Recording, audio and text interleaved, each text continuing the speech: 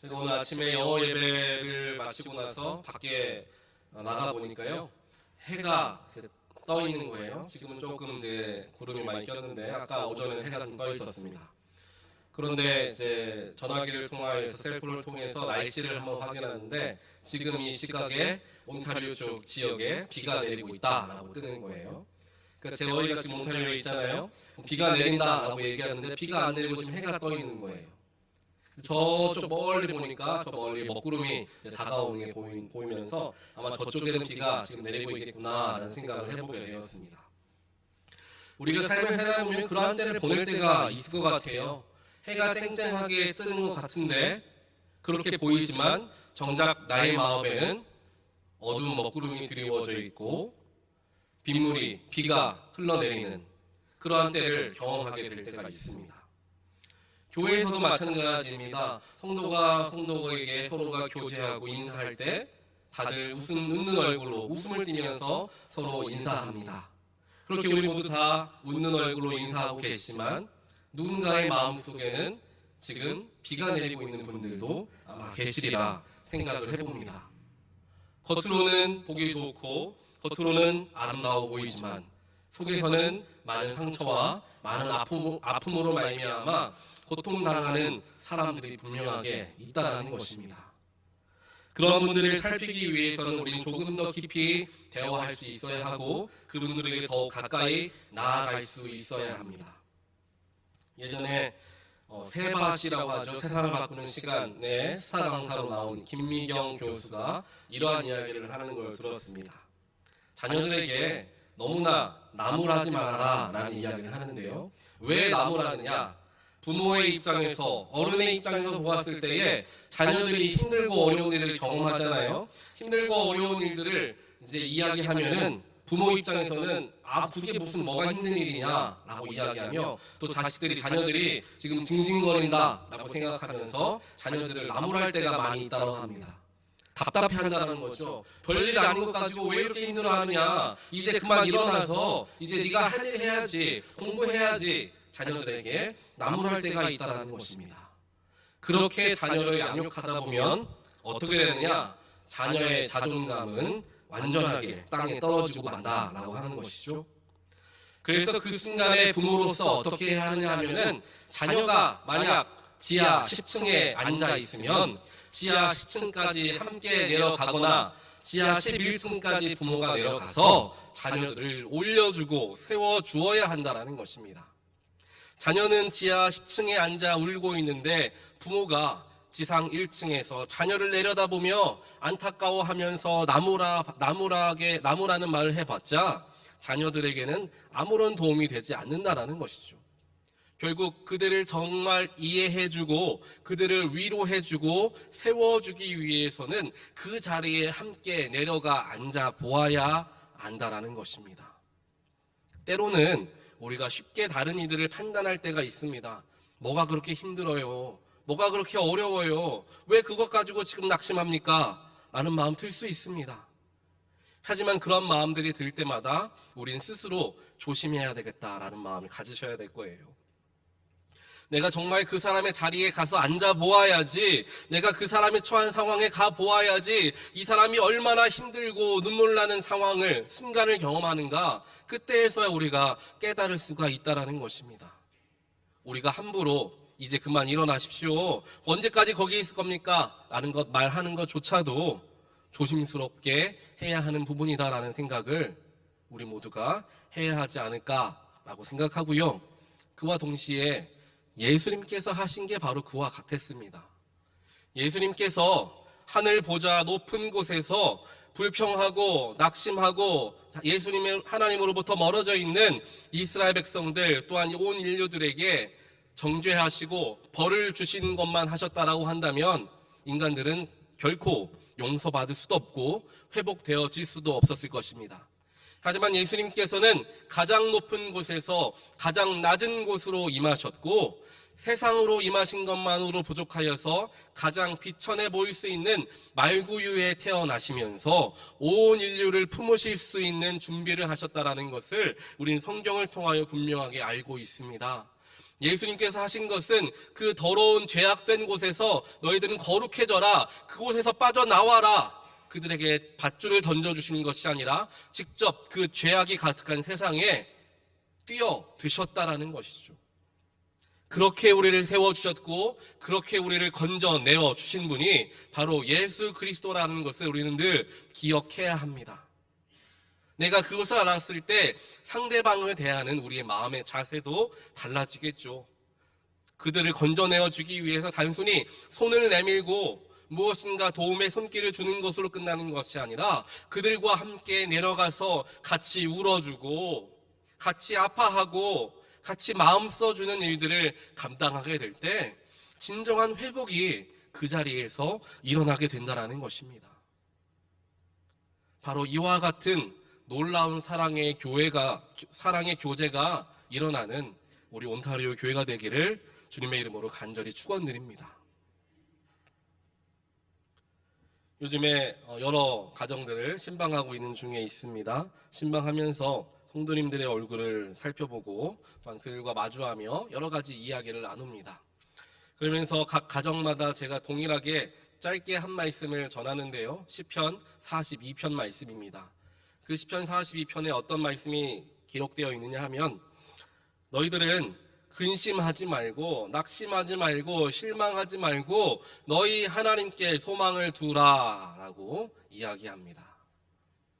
반대로 생각해보면 금방 알 수 있습니다. 우리가 하나님께 소망을 두지 않고 하나님 이외에 세상에 소망을 두기 때문에 낙심되고 근심되고 염려된다는 이야기죠.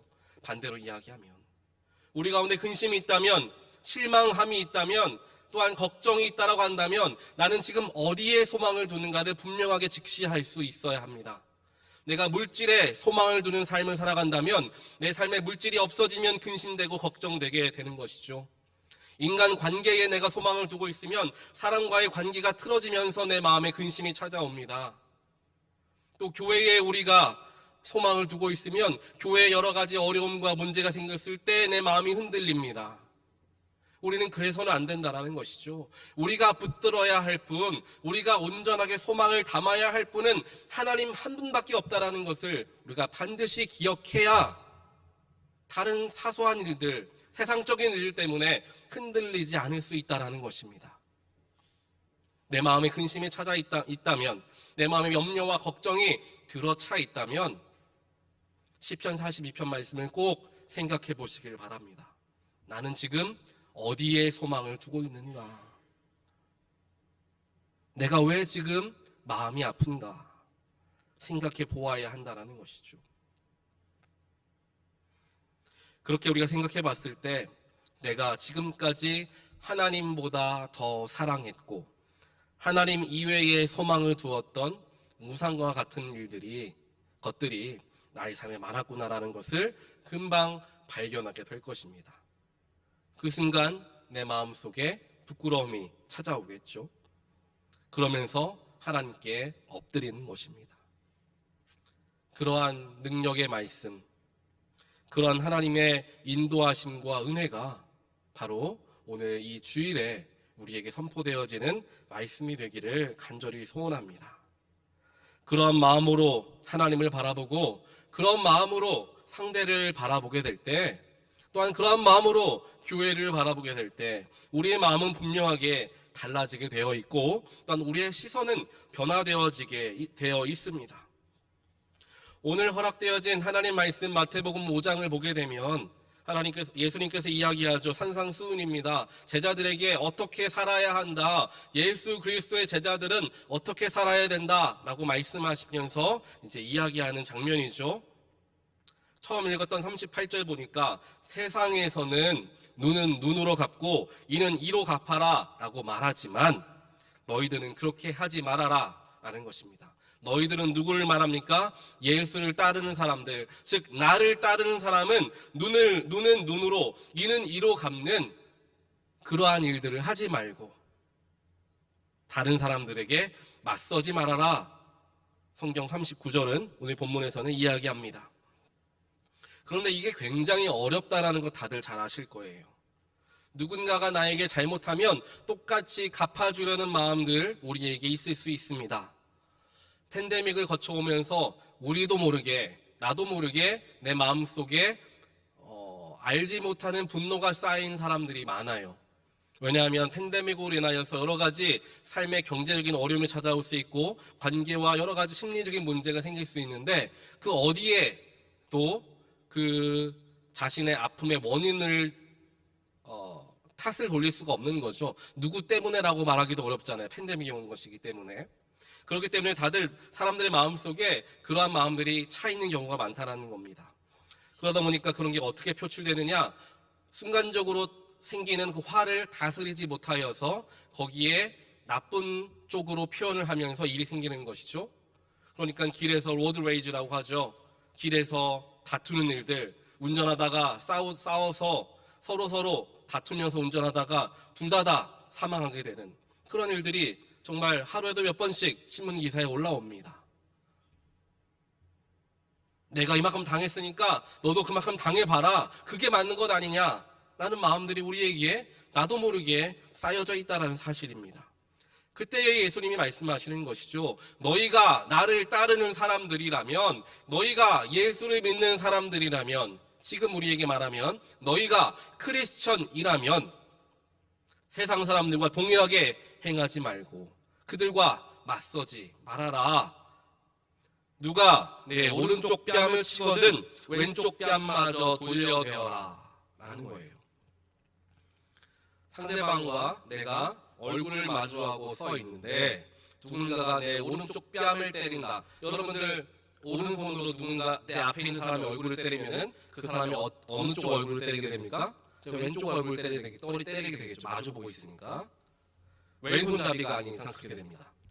그렇다면은 오른쪽 뺨을 쳤다라는 얘기는 뭐냐면은 누군가가 나를 이 오른손 등으로 내 오른쪽 뺨을 때렸다라는 것을 의미하는 거예요. 이 당시 유대인들에게 남에게 모욕감을 주고 격려함을 표시하는 방법 중에 하나가 손등으로 누군가의 얼굴을 때리는 게 바로 그런 방법 중에 하나였다라고 합니다. 그러니 예수님이 그걸 이야기하는 거예요. 그냥 따귀를 맞는 것도 너무나 화가 나고 또 분할 텐데 모욕을 당하면서까지 맞는 거라는 거죠. 그렇게 모욕을 당하는 그 순간에서도 너희들은 반대쪽 뺨을 대어 주어라. 예수님이 말씀하고 있다는 거예요. 이게 어떻게 가능하냐는 거죠. 아무리 생각해도 이거는 불합리하지 않나라는 생각을 할 수밖에 없다는 것입니다. 그리고 40절에서부터 쭉 이야기하죠. 누군가가 네 속옷을 가지려고 한다면 겉옷까지도 내어주라. 누가 너더러 오리를 가자고 하거든 너는 십리를 더 가주어라. 내게 달라고 하는 사람에게 주고 꾸려는 사람에게 그 사람을 물리치지 말아라. 예수님께서 말씀하십니다. 결국에 어떤 걸 의미합니까? 손해보는 삶을 살아라 라는 거예요.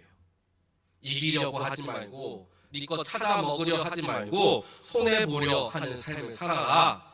왜 손해보는 삶을 우리가 할 수 있습니까? 왜 우리가 세상에서 남들에게 손가락질 당함에도 불구하고 그들을 사랑할 수 있는 이유가 어디에 있습니까?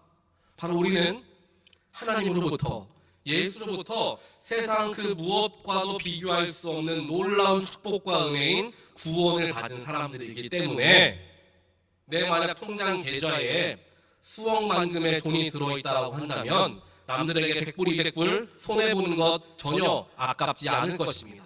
이미 나에게 너무도 많은 물질이 있기 때문에 한두 푼 실수하고 남들에게 베푸는 것 전혀 어렵지 않을 것이죠. 그런데 그리스도인이라는 사람들이 예수가 허락하여주는 놀라운 구원의 은혜, 그 구원의 선물을 받았음에도 불구하고 아직도 마음이 강팍해져 있는 경우가 많다는 것입니다. 예수를 따르며 예수를 닮아가고자 결단한 그리스도인, 세례를 받고 입교를 하며 예수를 믿기로 예수를 따라 살기로 결단한 입교인들, 크리스천들이 세상 사람들에게 손가락질 받는 이유가 바로 여기에 있다는 것이죠. 하나님을 믿고 예수를 믿지만 세상 사람들과 별반 다를 것 없는 똑같은 기준을 가지고 살아가니 삶의 모습에서 예수가 드러나지를 않는 것입니다. 예수님은 분명하게 우리에게 말씀하십니다. 원수마저도 사랑할 수 있어야 한다. 43절에 이야기하죠. 내 이웃을 사랑하고 내 원수를 미워하라라고 율법적으로는 이야기하고 있지만 그렇게 하지 말고 너희들은 이웃뿐만 아니라 원수까지도 사랑하고 너희를 박해하는 사람을 위해 기도할 수 있어야 한다. 나에게 원수 같은 사람마저도 선대하라 말씀하시는 것입니다. 예수님께서 우리에게 가르치고 싶으셨던 것 바로 이것입니다. 내가 남을 향하여 남을 대할 때에 세상의 기준과 내가 가지고 있는 가치관으로서 남을 대하는 것이 아니라 하나님이 기준 되시고 예수의 생애가 기준이 되는 그러한 삶으로, 그러한 시선으로 우리의 삶을 바라보아야 한다는 것이죠. 그러면서 이야기합니다. 예수님께서 말씀하시죠. 사랑할 만한 사람을 사랑하는 것은 누구든지 할 수 있는 거다. 너희들 마음에 드는 사람들 사랑하는 것은 누구에게나 할 수 있는 거다라는 것이죠. 하지만 예수를 믿는 사람들은 내가 사랑하기 힘들어도 사랑하려 노력할 수 있어야 된다는 것입니다. 하다못해 예수님이 뭐라고 말씀하셨습니까? 너희를 박해하는 사람을 사랑하기 어려워도 기도하라 라고 표현하고 계시죠. 기도한다는 건 무엇을 의미합니까? 하나님 나에게 그를 사랑할 수 있는 힘을 주십시오 라는 기도를 드리는 것 아니겠습니까? 하나님께 도움을 요청하는 것입니다.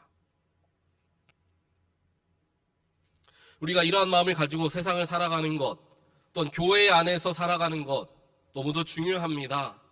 예수의 관점으로 삶을 살아가는 것, 예수님께서 나에게 보여주셨던 것과 같은 그러한 포용과 그러한 용서와 또한 죄 사함을 가지고 세상을 살아가는 것, 그것이 너무나 우리에게 중요한데 그러한 모습이 찾아지지를 않는 현 시대를 우리 모두는 경험하고 있습니다.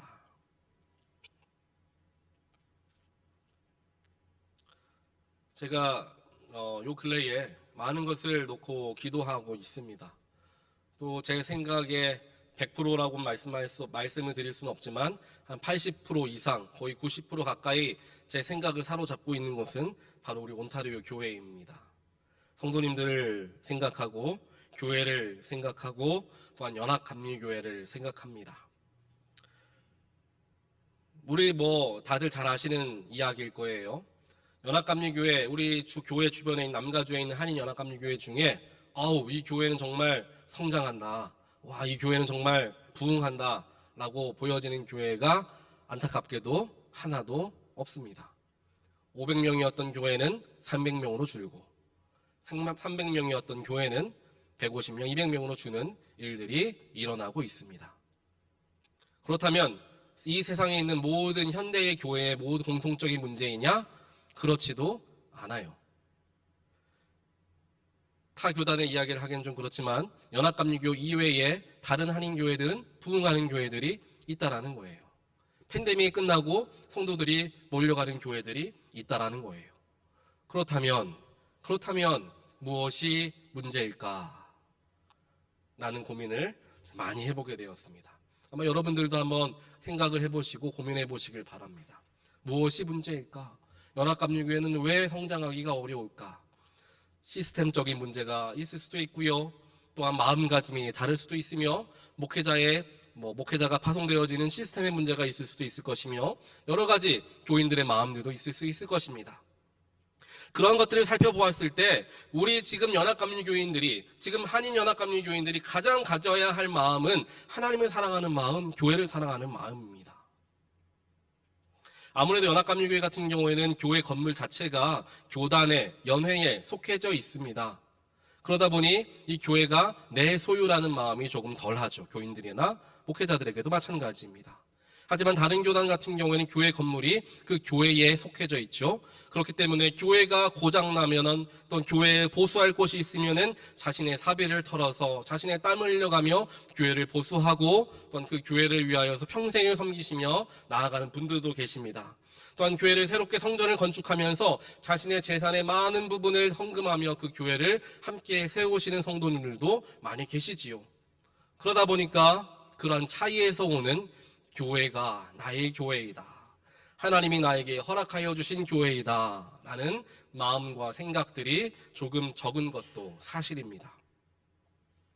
그런 마음들이 우리 모두에게 있을 수 있다는 거예요. 우리가 교회를 현실적으로 우리가 바라볼 수 있어야 합니다.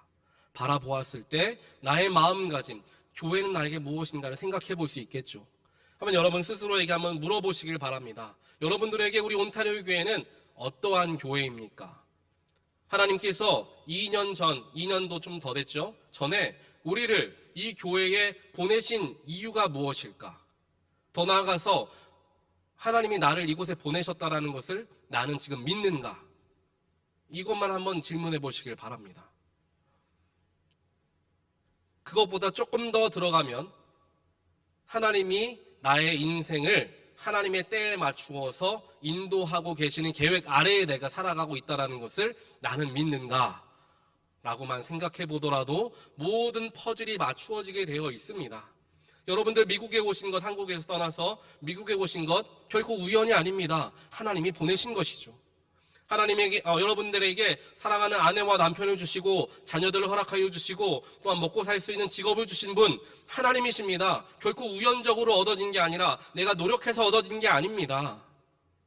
그렇게 생각했을 때 우리에게 주어진 교회 공동체마저도 하나님이 허락하여 주신 것이고 나를 이 교회 공동체 안에서 하나님의 뜻에 맞게 사용하시기 위해서 여기 모이신 한 사람 한 사람을 귀하게 여기에 모아 두신 거라는 사실이죠. 내가 이것을 기억한다면 교회는 하나님이 주신 거라는 거예요. 예수의 피값으로 세워진 것이 바로 교회이고 그 교회에 하나님께서 나를 택하셔서 이곳에 부르셨고 이 자리에 세워주셨다라는 것입니다. 내가 그것을 믿는다면, 내가 그것을 의지한다면 교회를 바라보는 시선, 주변에 있는 성도를 바라보는 시선이 달라질 수밖에 없다라는 거죠. 하나님이 허락하여 주신 교회 공동체, 하나님이 허락하여 주신 가정, 하나님이 허락하여 주신 직장으로 바라보게 될 때 우리의 마음가짐과 시선은 변화되어지게 되어 있습니다. 사랑하는 온타리오 교회 모든 성도 여러분, 우리의 마음 속에 바로 이러한 마음이 있게 되기를 간절히 소원합니다. 우리의 인생의 어느 것 하나도 우연으로 이루어진 것은 단 하나도 없습니다. 하나님께서 모든 것을 계획하셨고 성경에서 분명하게 말씀하시기를 너희 어미의 태에서부터 너의 모든 것을 준비하셨다. 하나님은 분명하게 말씀하고 계십니다. 내가 그것을 믿는다면 나의 삶의 모든 걸음걸음은 하나님께서 원하시고 계획하신 대로 이루어지고 있음을 우리가 믿게 된다는 사실이죠. 그렇다면 2023년 2월 12일 오후 12시 14분에 이 자리에 앉아 있게 하신 분도 하나님이라는 것을 내가 믿게 된다는 것입니다. 그게 결국에는 예수와 동행하는 삶입니다. 그게 예수로 생각하는 삶입니다.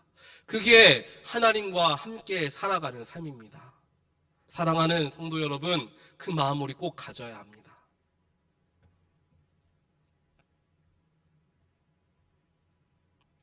이제 곧 2월 중순이면 2월 22일이면 제1수요일이 다가오죠. 제1수요일을 시작하면서 사순절 기간이 시작됩니다. 사순절은 언제입니까? 바로 예수의 십자가의 희생을 기억하는 절기 사순절이죠. 사순절을 앞두고 있는 우리들의 마음가짐, 예수님께서 우리에게 물으실 수 있습니다. 내가 너희를 위하여 십자가에 지고 모든 피와 물을 쏟고 너희를 위하여 나의 목숨을 바쳤는데, 우리에게 말씀하실 수 있죠. 그렇게 예수님께서 물으셨을 때 나는 무엇라고 답할 수 있을까라는 것입니다. 세상 사람들처럼 나의 마음에 들지 않으면 내 마음에 들지 않는 것처럼 생각하고 말하고 똑같이 하려는 마음들, 세상의 가치관과 기존을 가지고 살아가는 동안 하나님께서 말씀하시고 예수님께서 말씀하시는 것은 전혀 따르지 않으며 살아가는 삶을 사는데도 그런 줄 모르고 살아가는 우리의 인생들, 예수님께서 물으실 거라는 것이죠.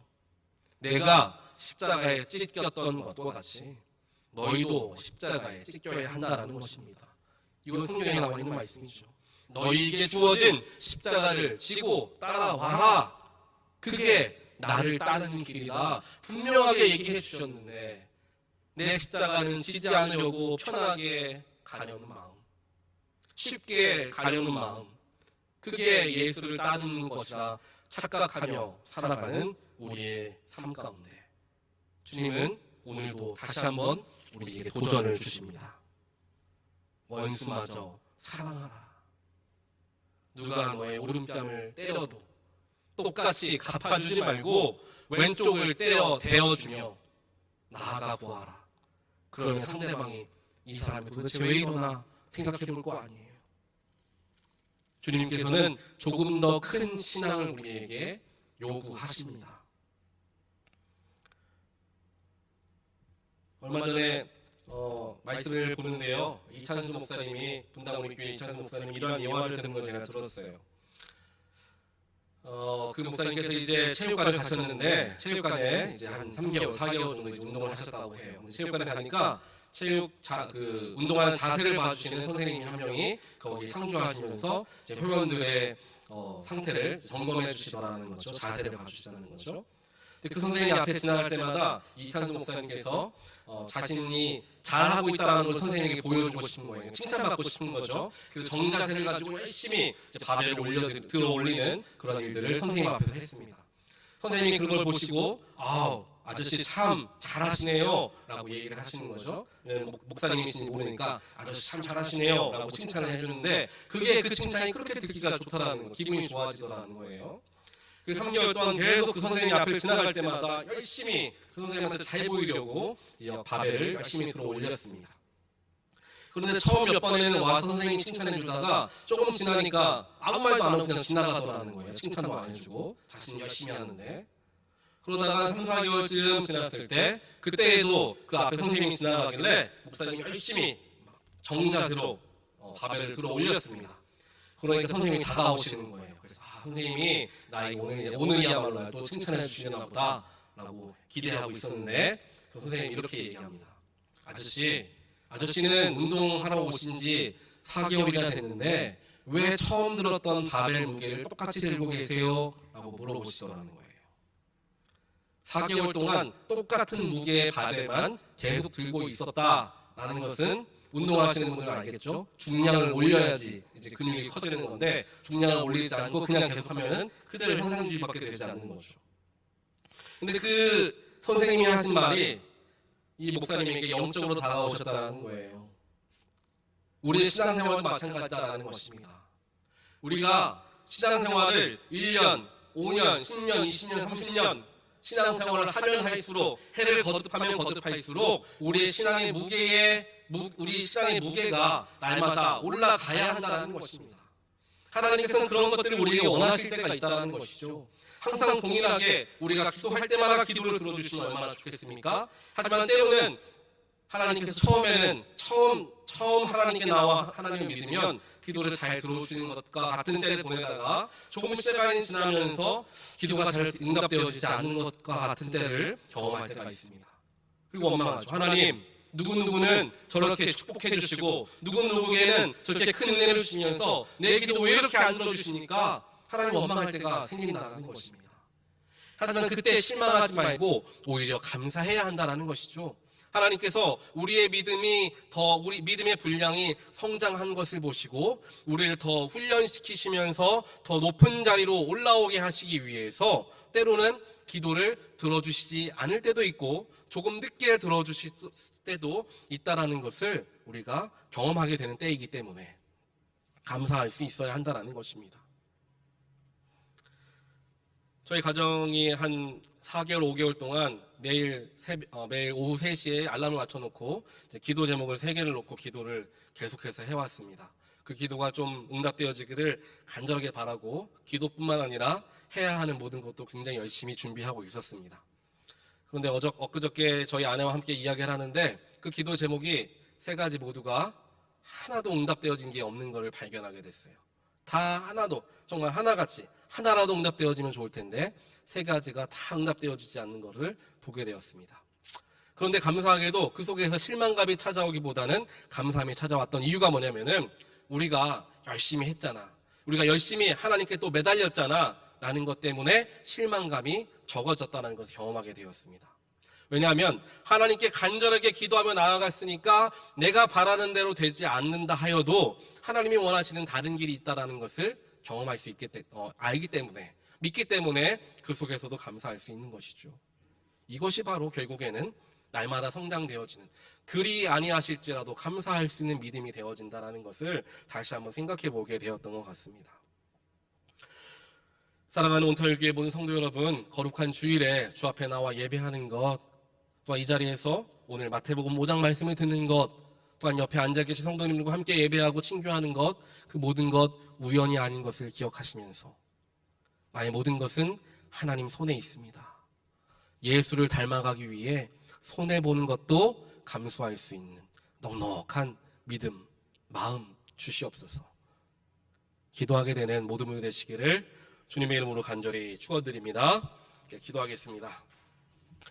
사랑의 하나님 감사합니다. 오늘 말씀을 통하여서 원수마저도 사랑의 함을 알게 하셨고 세상의 기준과 가치대로 살아가는 것이 아니라 하늘의 기준으로, 예수의 기준으로 살아가는 것이 그리스도를 닮아가는 길임을 깨닫게 하여 주셔서 하나님 감사합니다.